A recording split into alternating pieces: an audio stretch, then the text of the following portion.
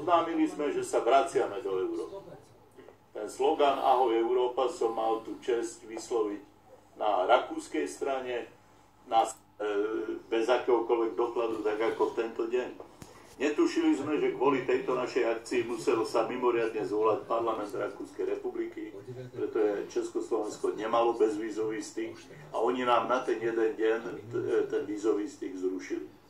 Takisto museli rokovať komunisti naši, útvary, pohraničnej stráže, ale to všetko dokázali ľudia. Tí ľudia, ktorí prišli a ktorí rozrazili tú železnú oponu, čiže to bolo grandiózne vyvrcholenie tých udalostí novembra. Ešte už budeme končiť, lebo už sme nejak prešli trošku čas, ktorý sme mali, ale tak to viac.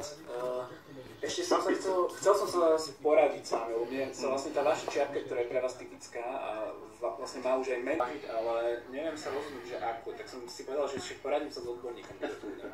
Ktorá sa vám najviac páči? Tak ja som najradšej nosil tú čierno-bielu, pretože to je taký art dekový dizajn.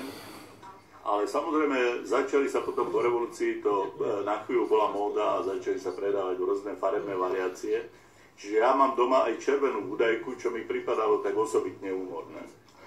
Červenú mám doma, ale mám kamarátov, ktorí majú túto hnedožltú. No tak každému podľa vkusu. V každom prípade málo ktorá čiapka je taká dobrá proti prechladnutiu týchto dutín, ktoré máte na čele.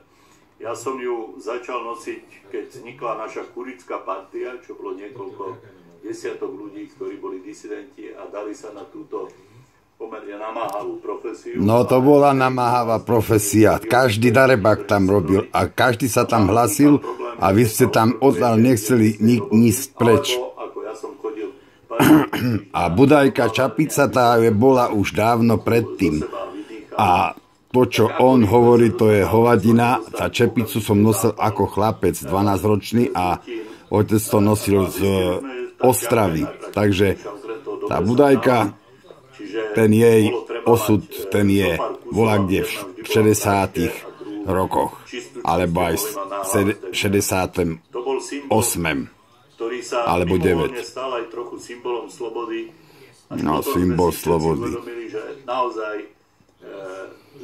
Prečo nehovoríte o tom, že čo ste vy vlastne vybudovali? Čo máte?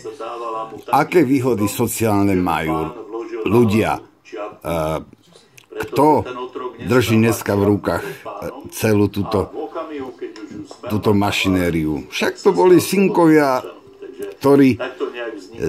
ktorým pobrali role a ktorí otočili celý chod veci a spravili len tak revolúciu a vás tam pozvali a vy ste im robili len clonu a oni si porozdávali majetky, ale role si nepobrali, tie nie.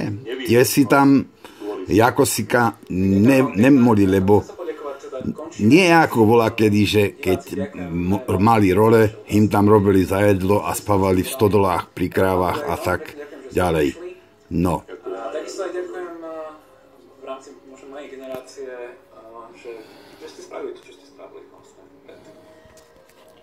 Nič nie je dokončené, vážený, takže pozor na to. Žiadne ďakovačky ani kláňačky sa nekonajú. Toto nie je divadelné predstavenie, ktoré má